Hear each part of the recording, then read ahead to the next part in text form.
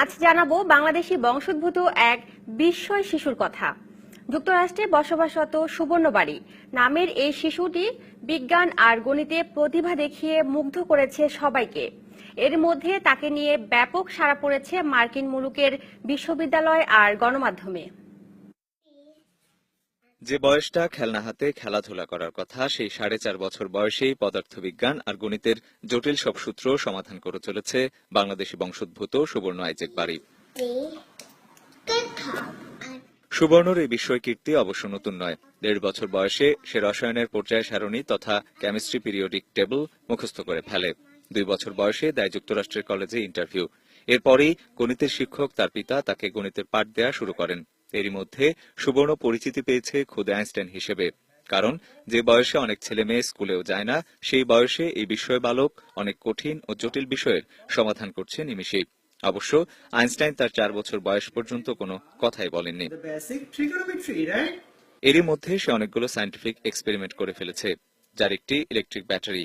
বিভিন্ন রকম ব্যাটারি সে বানাচ্ছে। তার একটি হচ্ছে লেবু ব্যাটারি, যেটা বানাতে তার দরকার হয় 4টি লেবু, 4টি পেরেক, 4টি পেনি এবং 5টি এলিগেটর ক্লিপ। এগুলো দিয়ে সে ইলেকট্রিক সার্কিট বানিয়ে পটেনশিয়াল ডিফারেন্স সৃষ্টি করে লাইট জ্বালাতে পারে।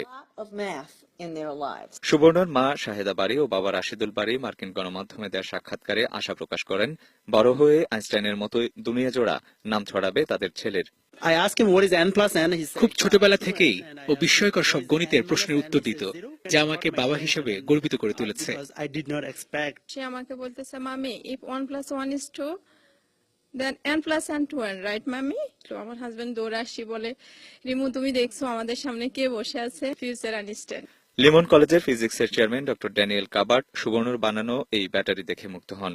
আর সুবর্ণ দেখছে মাত্র 10 বছর বয়সেই হার্ভার্ডে ভর্তি হওয়ার স্বপ্ন।